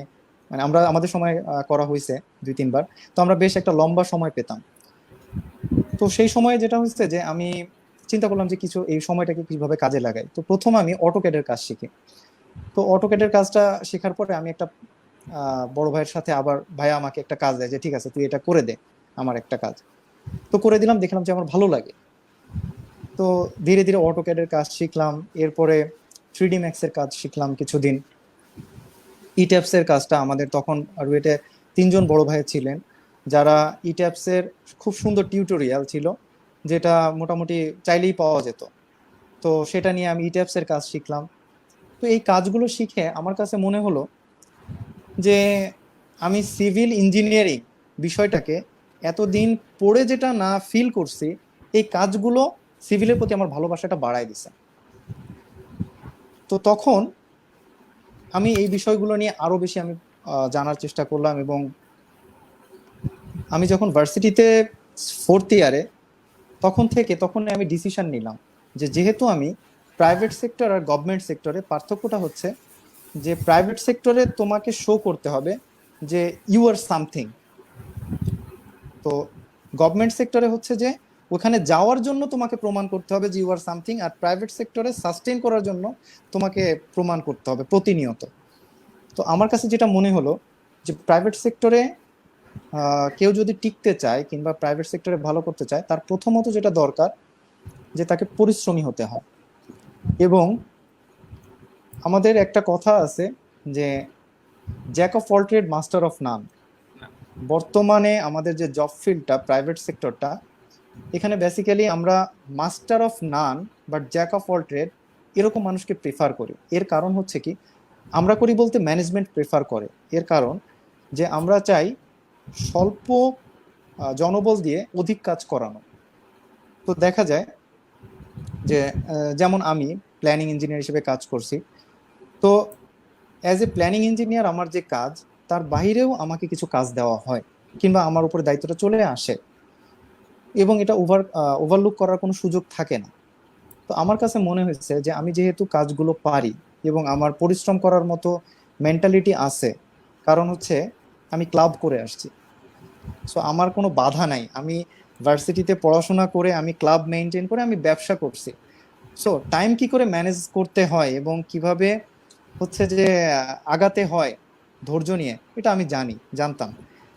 তো তখন আমার কাছে মনে হলো যে যদি শর্টেস্ট টাইমে অনেস্ট অনেস্ট থেকেও বড় হতে হয়, আমার কাছে মনে হয়েছে প্রাইভেট জব, আমি মনে করছি যে আমার জন্য প্রিফারেবল। তখন আমি প্রাইভেট জবে মনে হয়েছে যে প্রাইভেট জবে যে জিনিসগুলো দরকার, তোমার প্রথমত বললাম যে ফোকাস থাকতে হবে, আর হচ্ছে প্রাইভেট জবে নিজেকে প্রুভ করা, এটার কয়েকটা ওয়ে আছে। যে অ্যাটিটিউড, তোমার একটা পজিটিভ অ্যাটিটিউড থাকতে হয় প্রাইভেট সেক্টরে। তারপর হচ্ছে তোমার নিজেকে এক্সপ্রেস করার, এটা আমি একটু উদাহরণ দেই। যে আমরা প্রাইভেট সেক্টরে আমি মনে করি প্রত্যেকটা মানুষ এক একটা প্রোডাক্ট। আমি তারিকুল ইসলাম সোহান, আমি একটা প্রোডাক্ট। আমাকে সেল করতে হবে। কি সেল করতে হবে? আমার উপরে কিছু দায়িত্ব আছে, কিছু রেসপন্সিবিলিটি আছে। এই রেসপন্সিবিলিটি গুলো ফুটিয়ে তোলার জন্য, রেসপন্সিবিলিটি গুলোকে ফুটাই তোলার জন্য আমি কাজ ফিল আপ করবে 50%, আর 50% ফিল আপ করবে আমি ওটাকে কিভাবে উপস্থাপন করতেছি। তো একটা পজিটিভ অ্যাটিটিউড যে আমি পারবো। তো আমার কাছে মনে হয়েছে যে এই বিষয়গুলো আমার মধ্যে আছে, যে আমি পারি। স্মার্টনেস, যেটা আমাদেরকে ক্লাবগুলো যারা করে তারা যথেষ্ট স্মার্ট হয়ে যায়, মানুষের সামনে কথা বলে। স্মার্টনেস শুধু মানুষ পোশাক আশাকে হয় না, মানুষের কথাবার্তা, মানুষের অ্যাটিটিউড, ইন্টারপার্সোনাল রিলেশনশিপ, এগুলোর মাধ্যমে মানুষের স্মার্টনেসটা প্রকাশ পায়। তো যারা ক্লাব করে আসে তাদের মধ্যে এই কোয়ালিটিটা অন্যদের তুলনায় একটু বেশি থাকে। তো এইসব কারণে আমার কাছে মনে হয়েছে যে না, যেহেতু আমি আর ফোকাস কিংবা আমার ফিউচার প্ল্যান কিংবা আমার স্বপ্ন ছিল আমি একজন এন্টারপ্রেনার হব, তো সেই পথে যদি আমি প্রাইভেট সেক্টরে যাই, আমি এক্সপেরিয়েন্স গ্যাদার করতে পারবো। অ্যাট দ্য সেম টাইম আমার, যেহেতু আমার দক্ষতা আমি তৈরি করে আসতেছি অলরেডি, আমি যখন জবে জয়েন করি তখন আমাকে একটা ফ্রেশার হিসেবে ট্রিট করা হয়নি, কারণ আমি একটা ব্যবসা করে আসছি, আমার এক্সপেরিয়েন্স ছিল। তো আমি সেই ফ্যাসিলিটিটা পাইছি। তো আমি চাচ্ছিলাম যে আমার আরো হয়তো আমি 5 বছর, 4.5-5 বছর আমার জব এক্সপেরিয়েন্স, এর সাথে আমি আরো কিছুদিন জব করে আমার একটা এক্সপেরিয়েন্স গ্যাদার করে আমি হয়তো আমার স্বপ্নের পথে আগাতে পারি যদি আল্লাহ চায়। মেইনলি ফোকাসটা ছিল ওইটাই, যে আমার মধ্যে কনফিডেন্স ছিল, আমার মধ্যে কাজ করার স্পৃহা ছিল, সিভিল রিলেটেড কাজের স্কিল মোটামুটি যতটুকু বাংলাদেশে প্রেক্ষাপটে প্রাইভেট সেক্টরে কাজ করার জন্য দরকার হয়। কনস্ট্রাকশন সেক্টরে, আমি ডিজাইন সেক্টরে না, সিভিলের দুইটা সেক্টর মেজর, কনস্ট্রাকশন আর হচ্ছে ডিজাইন। তো কনস্ট্রাকশন সেক্টরে কাজ করার জন্য যে যে স্কিলগুলো দরকার হয় মোটামুটি আমি রপ্ত করতে পারছি। তখন আমার কাছে মনে হয়েছে যে না, আমি হয়তো প্রাইভেট সেক্টরে ভালো করব, এবং তোমাদের সকলের দোয়ায় আলহামদুলিল্লাহ ভালো আছি, আলহামদুলিল্লাহ। ইনশাআল্লাহ ভাই আপনি আরো উন্নতির দিকে যাবেন। তো ভাইয়ার কথার জিসটা হচ্ছে ভিউয়ার, যে রান আফটার ইউর প্যাশন, তোমার যে প্যাশন তোমাকে সেই দিকে ধাবিত হওয়া উচিত। নেক্সট কোশ্চেন হচ্ছে, বাংলাদেশ থেকে বিদেশ যাওয়ার ক্ষেত্রে উল্লেখযোগ্য হারে সিএসসি ট্রিপল এদের স্টুডেন্টদের দেখা যায়। তো সিভিল ইঞ্জিনিয়ারিং ক্ষেত্রে সেই সম্ভাবনাটা কতটুকু আপনি মনে করেন? Well, বিষয়টা হচ্ছে আহ, বর্তমান যে সময়টা, আমরা হচ্ছে আধুনিক সময়টা হচ্ছে টোটালি তথ্য প্রযুক্তির সময়। তো সেই দিক থেকে টেলিকমিউনিকেশনের যুগ, সেদিক থেকে সিএসসি কিংবা ট্রিপলি কিংবা তাদের যে শাখাগুলো আছে, তাদের জন্য বাংলাদেশের বাইরেও একটা বিশাল ভাস্ট একটা জব মার্কেট কিংবা নিজের স্কিল প্রুফ করার মতো একটা বিশাল সুযোগ আছে।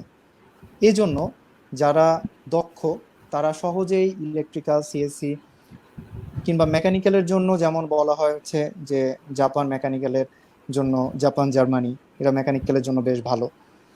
জি। তো সেক্ষেত্রে তাদের জন্য বিদেশে যাওয়ার ঝোঁকটা অনেকের বেশি থাকে কিংবা সুযোগটা বেশি থাকে। আচ্ছা, আর সিভিলের ক্ষেত্রে যেটা হয়, এখন বিদেশে আমি কেন যাব, প্রথমে আমাকে বুঝতে হবে যে আমি কেন যাব বিদেশে।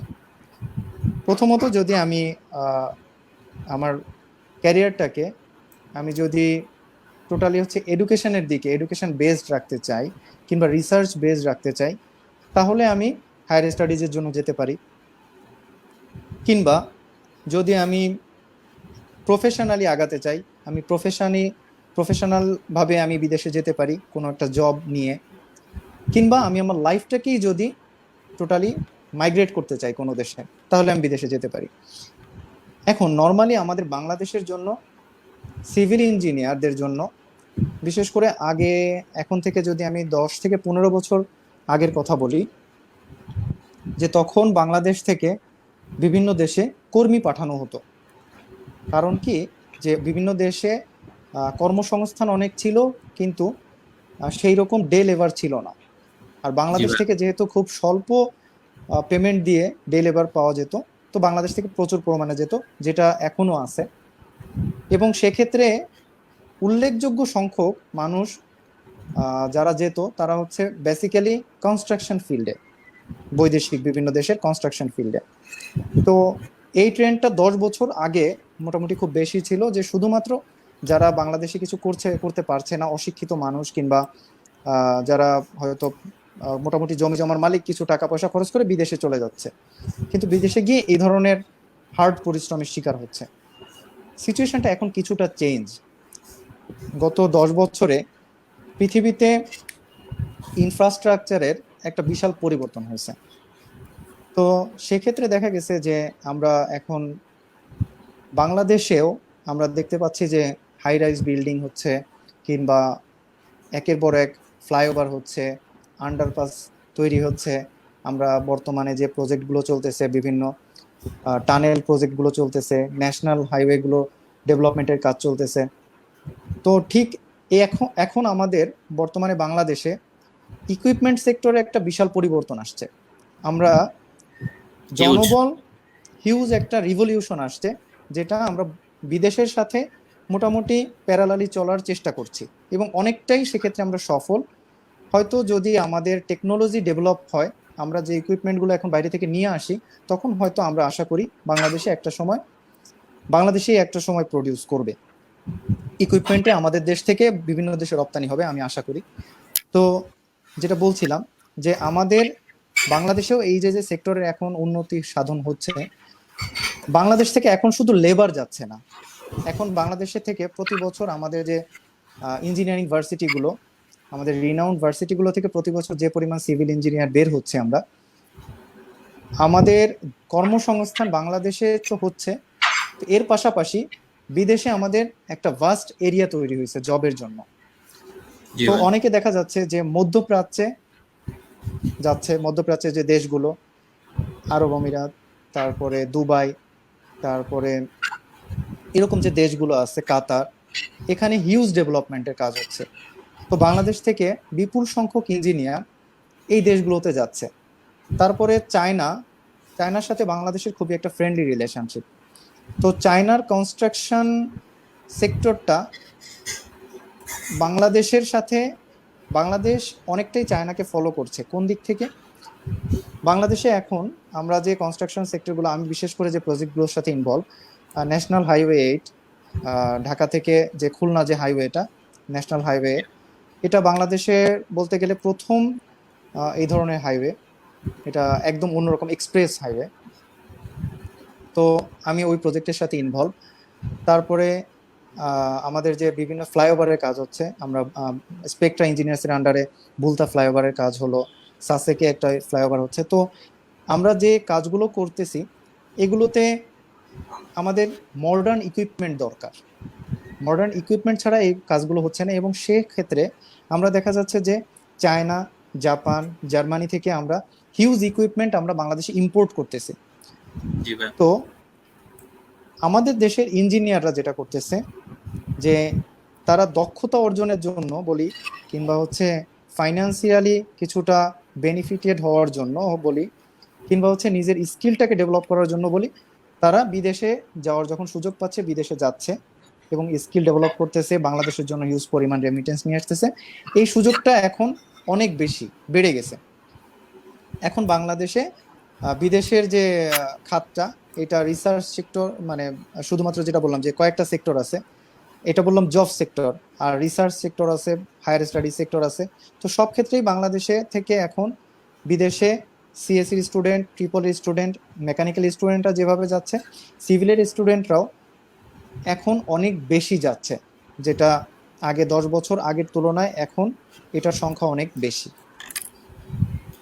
আচ্ছা যাক, ধন্যবাদ তো ব্রিফ আইডিয়া দেওয়ার জন্য। Civil engineering and it's multiple path সম্পর্কে আমরা এতক্ষণ জানলাম। তো আমরা একটু কমেন্ট সেকশন থেকে ঘুরে আসি। রিফাত ভাইয়া সিভিল 1-3 থেকে কমেন্ট করেছে, চাকরি দেন ভাই। তিনি আরো কমেন্ট করেছেন, বেস্ট প্রেসিডেন্ট এভার। আরো একটি কমেন্ট করেছেন, সেটা আসলে লাস্টে জিজ্ঞেস করব।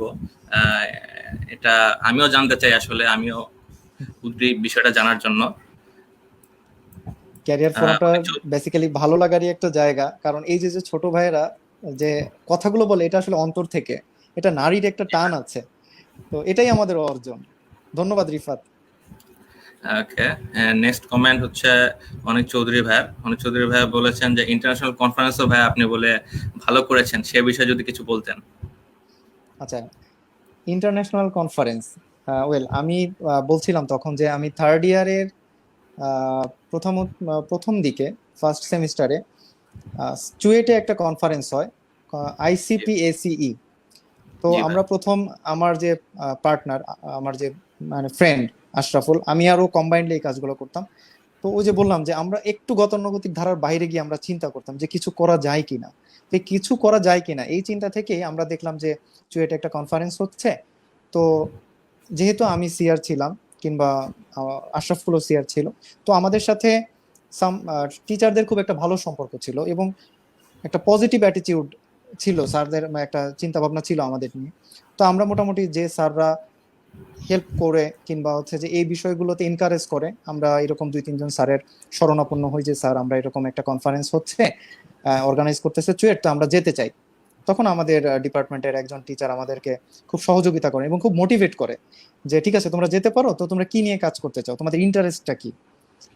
তো জি ভাই। আমরা তখন বেসিক্যালি পেপার সম্পর্কে আমাদের কোনো ধারণাই ছিল না। তো স্যার আমাদেরকে মোটামুটি একটা হার্ড ড্রাইভে করে আমাদেরকে 100টা পেপারের মতো দেয়, যে তোমরা এটা নিয়ে দেখো যে তোমরা কোন সাইটে তোমাদের ভালো লাগবে কিংবা তোমরা ইন্টারেস্ট ফিল করতেছো।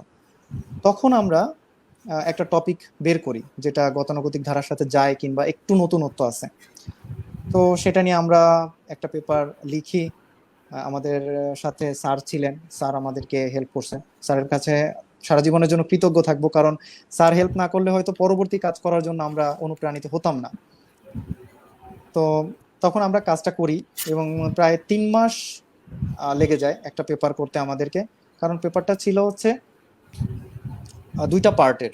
একটা হচ্ছে আমাদেরকে কিছু অ্যানালিটিক ডাটা নিয়ে কাজটা করছি রাজশাহীতে, প্লাস হচ্ছে আমাদের কিছু থিওরিটিক্যাল ডাটা, দুইটাকে ম্যাচ করে একটা ফলাফল নিয়ে আসা। তো আমরা 3 মাস পরে মোটামুটি একটা লেভেলে পৌঁছাই এবং আমরা চুয়েটে গিয়ে সেটা ডিফেন্স করি। তো আলহামদুলিল্লাহ প্রথম চেষ্টাতে আমাদের প্রথম কনফারেন্স পেপারটা পাবলিশ হয় ICPSE এর জার্নালে, এবং এইটা ছিল ফার্স্ট পেপার চুয়েটে। সেকেন্ড আমরা কুয়েটে ওয়েস্ট সেফ একটা কনফারেন্স হয়, সেকেন্ডলি আমরা ওই ওয়েস্ট সেফে একটা কনফারেন্সে কাজ করি। তো এই দুইটা, ওটাও আমাদের পাবলিশ হয়। থার্ডলি আমরা একটা বিদেশি একটা অনলাইন জার্নাল, সেখানে একটা পেপার পাবলিশ করি। মোটামুটি আমার আর আশরাফুল আমরা কম্বাইন্ডলি আমরা 4টা পেপারের কাজ করছি। তো এটা হয়তো আমার জব ফিল্ডের সাথে কিংবা আমার ক্যারিয়ারের সাথে কোনোভাবে হয়তো সম্পৃক্ত হবে না কিংবা আমার লাগবে কিনা আমি জানি না, কিন্তু আমি প্রথমে বলতেছিলাম যে কোনো একটা কাজ যদি আমরা করি, সেটা টুডে অর টুমোরো সেটার ফল পাওয়া যায়। তো এই কাজগুলোর মধ্যে একটা বিষয় ছিল আমার, একটা যে আমি বললাম একটা অ্যানালিটিক্যাল ডাটা ছিল। সেটা হচ্ছে এরকম ছিল যে আমি আমাদের সিভিলে যারা পড়তেছো তারা হয়তো বুঝবে যে আমরা কিছু সময় বলি যে দক্ষিণের দিকের বাড়ি আর উত্তরমুখী বাড়ি, আমরা একটা কথা বলি সব সময় যে কোনোটা স্বাস্থ্যসম্মত কেন বলি। তো আমাদের থিসিসের একটা পার্ট ছিল, আমাদের কনফারেন্স পেপারের একটা পার্ট ছিল এটা, যে আমরা সাউথ ফেসিং আর হচ্ছে নর্থ ফেসিং যে বাড়িগুলো, এটার মধ্যে আমরা কিছু ডিফারেন্সিয়েট করছিলাম যে এখানে টেম্পারেচারের পার্থক্যটা কেমন হয়। আমরা 2টা প্যারামিটার নিয়ে কাজ করছিলাম, যে লাইটিফিকেশন, ন্যাচারাল লাইটিফিকেশন অ্যান্ড ভেন্টিলেশন ইউজ করে কি করে ভেন্টিলেশনের উপরে বাড়ি যে কোনো একটা বিল্ডিং এর ওরিয়েন্টেশনটা কিভাবে ফিক্স করলে এটা আহ, এটা সাউন্ড স্ট্রাকচার হিসেবে কাউন্ট করা যায়, কিংবা এটা টেম্পারেচার কন্ট্রোল থাকবে, কিংবা আমি লাইটটা বেশি ইউজ করতে পারবো।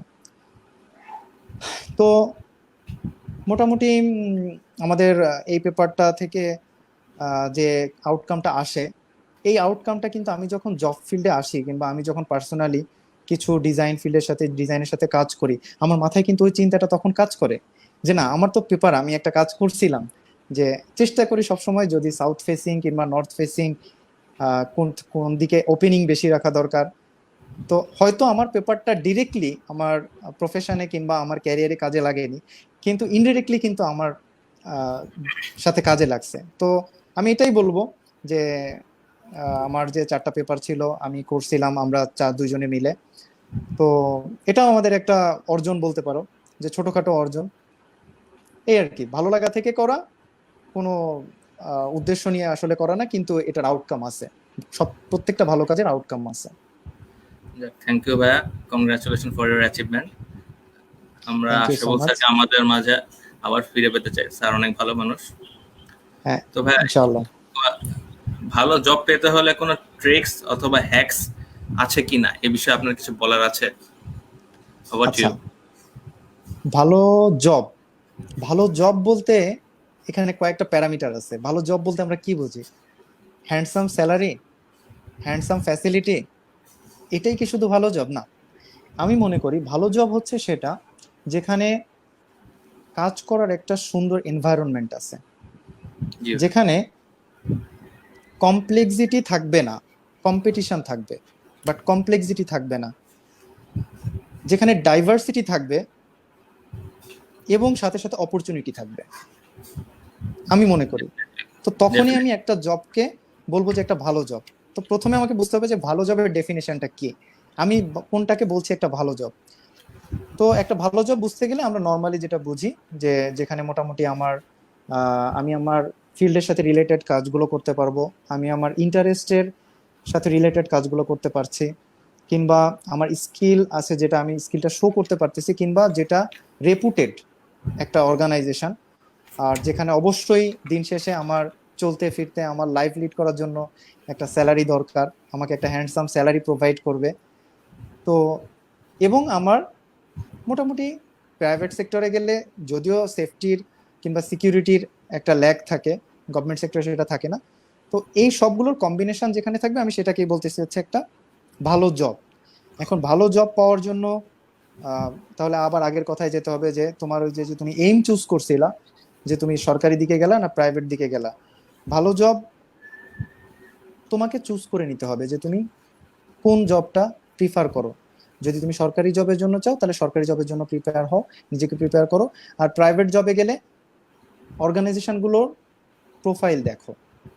অর্গানাইজেশনগুলো, আমার পার্সোনাল এক্সপিরিয়েন্স থেকে বলতেছি, আমার 5 বছরের যে এক্সপিরিয়েন্স, অনেকে যেটা করে যে একটা কোম্পানিতে জয়েন করলো, 2 দিন পরে হয়তো কোম্পানিটার প্রোফাইল ভালো কিন্তু তারা স্যালারি কম দিচ্ছে, হয়তো জব অপরচুনিটি আছে ভালো কিন্তু স্যালারি কম দিচ্ছে, সে ওখান থেকে সুইচ করে একটা ওর থেকে ছোট কোম্পানিতে যায় তুলনামূলক কিছুটা ফাইন্যান্সিয়ালি বেনিফিটেড হওয়ার জন্য। কিন্তু এইটা করা যাবে না। প্রথম 5 বছর কিংবা 7 বছর হচ্ছে নিজের লাইফটাকে গড়ার জন্য খুবই ইম্পর্ট্যান্ট টাইম, খুবই ইম্পর্ট্যান্ট। এই সময়টাতে স্যালারির দিকে না তাকিয়ে তোমার স্কিল ডেভেলপমেন্টের দিকে তাকাতে হবে। কোন কোম্পানি তোমাকে কাজের ডাইভার্সিটি দিচ্ছে, কোন কোম্পানি তোমাকে তুমি কিছু একটা এটা প্রকাশ করার জন্য সুযোগ দিচ্ছে, কারা তোমাকে তোমার সেলফ মোটিভেটেড হওয়ার জন্য সুযোগ করে দিচ্ছে, কে তোমাকে ফ্রিলি মুভ করে কাজ করার সুযোগ দিচ্ছে, এবং দিন শেষে মোটামুটি একটা অ্যামাউন্ট স্যালারি যেটা তোমার লাইফ লিড করার জন্য এনাফ। তুমি এরকম একটা কোম্পানি চুজ করো। শুধু স্যালারির জন্য কখনো একটা রেপুটেড কোম্পানি থেকে একটা নিউ কামার কোম্পানিতে যেও না। এটা তোমার জন্য, তোমার ফিউচারের জন্য খারাপ। হয়তো বর্তমানে প্রেজেন্ট তোমাকে একটা বেনিফিট দিচ্ছে কিন্তু এটা ফিউচারের জন্য খারাপ।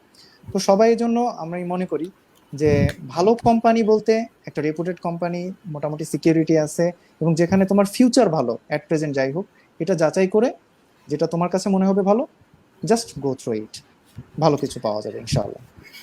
থ্যাংক ইউ সো মাচ ভাইয়া। আমার নিজের পার্সোনাল একটা কোশ্চেন আছে, যদি ভাই কিছু এই বিষয়ে যদি কিছু অবশ্যই বলতে চান। আপনার কাছে অবশ্যই। জব স্যাটিসফ্যাকশন বলতে কি বোঝায়, ইন শর্ট যদি একটু ব্রিফ আচ্ছা, করতেন। এটা আমার খুব পছন্দের একটা কোশ্চেন।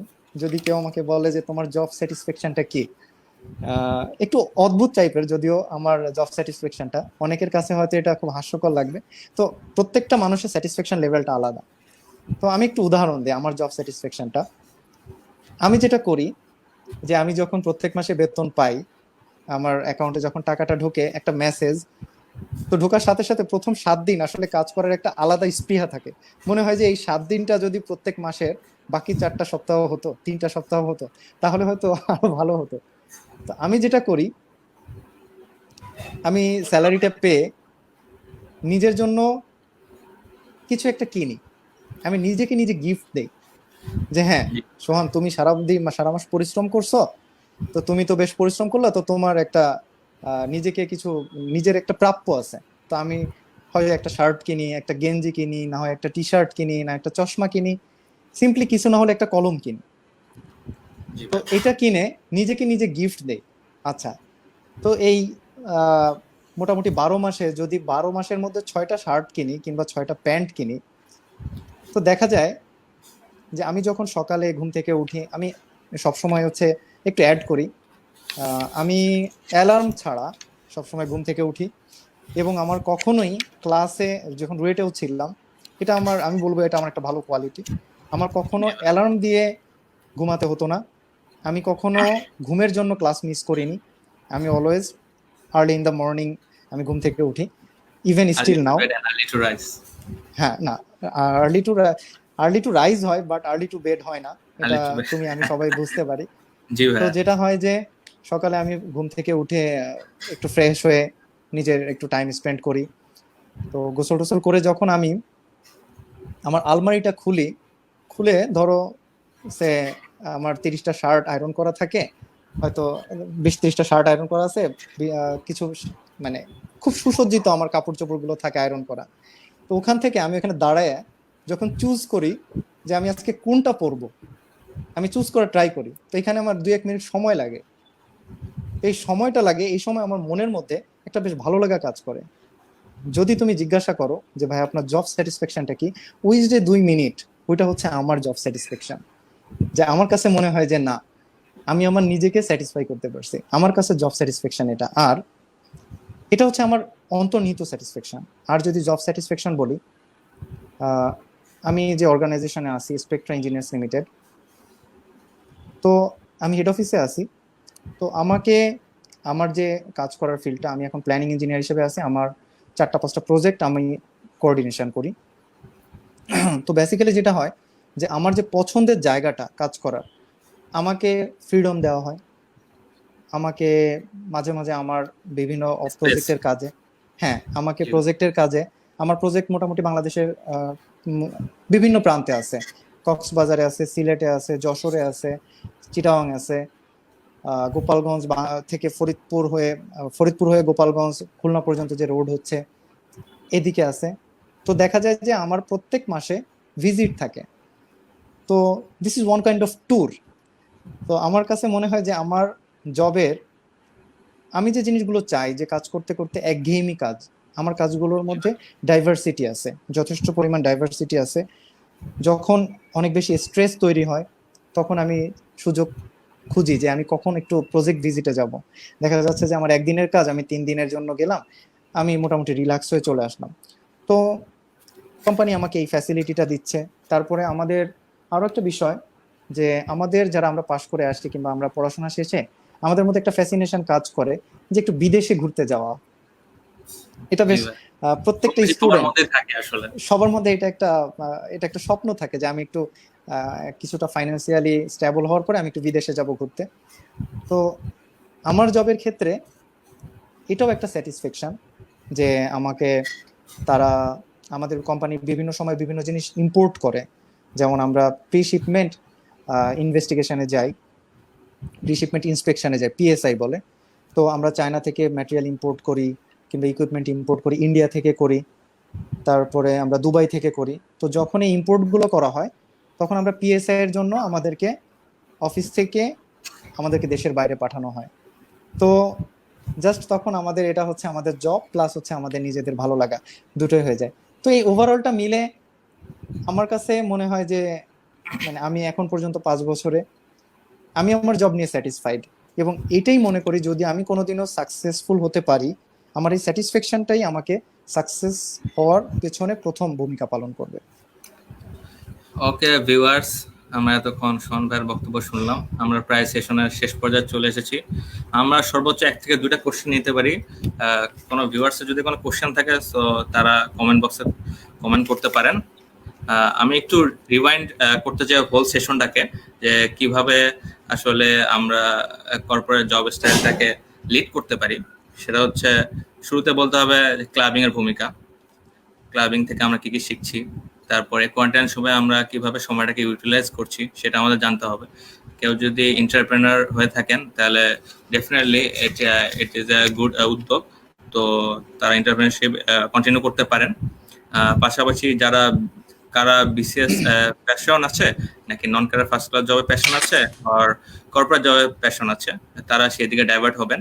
আর সিএসসি ট্রিপলি স্টুডেন্ট বাদেও যে সিভিলের মাল্টিপারপাস যে পাথ ফরেনে সে সম্পর্কে আমরা জানলাম।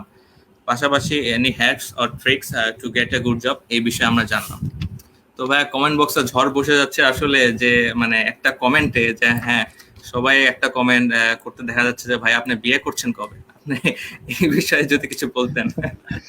এটা খুব আসলে আজকে আমার যে তোমার সাথে আমার আড্ডা হলো কিংবা আমরা একটা কথা বললাম, জি আহ, ভাই। এখন আমার কাছে মনে হচ্ছে এটা সব থেকে কঠিন কোশ্চেন, এবং কঠিন এবং প্রাসঙ্গিক উভয়। তো মানুষের আমরা যারা আমি ইসলাম ধর্মের অনুসারী, তো আমাদের 3টা জিনিস যেটা আমাদের হাতে নাই, একটা হচ্ছে জন্ম, মৃত্যু, আর গুরুজনরা বলেন যে আর হচ্ছে বিবাহ।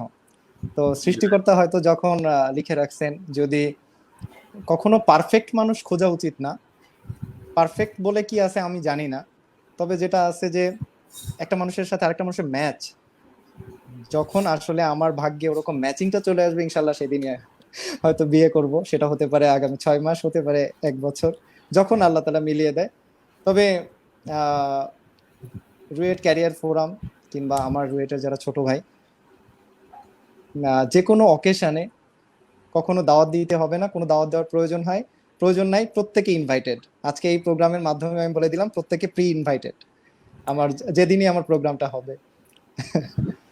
ওকে ভিউয়ার্স, আমরা যারা রুয়েটিয়ান্স দেখছি লাইভ শোটা, সকলে ভাইয়ের বিয়েতে ইনশাল্লাহ কাচ্চি খাবো, ইনশাআল্লাহ। সেই আশায় রইলাম। তো ভাই any last words to our viewers, আপনি কিছু বলতে হইলে। আমি শর্টলি দুই একটা কথা বলতে চাই, যেটা আসলে আগে মাথায় ছিল না।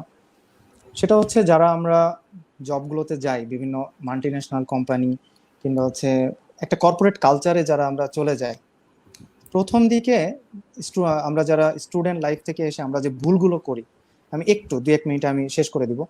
তো এখানে প্রথমত ভুলটা থাকে কি, যে আমরা খুব ফাস্ট আগাতে চাই, যে আমার তো প্রচুর স্পৃহা আছে, আমার প্রচুর উদ্যমী আমি, তো আমি খুব ফাস্ট আগাবো।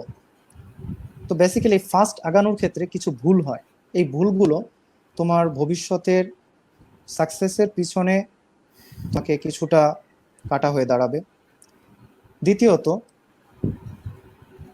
যারা মাল্টিন্যাশনাল কোম্পানিতে কিংবা কর্পোরেট কালচারে থাকে, তারা হচ্ছে সবসময় একটা পজিটিভ অ্যাটিটিউড, যে হ্যাঁ আমার বস হয়তো আমাকে বলতেছে যে সোহান জাস্ট ডু ইট, তো আমি হয়তো সেটা পারি না, তো পজিটিভলি আমাকে বলতে হবে যে ঠিক আছে, আমাকে একটু সময় দেন, আমি দেখছি।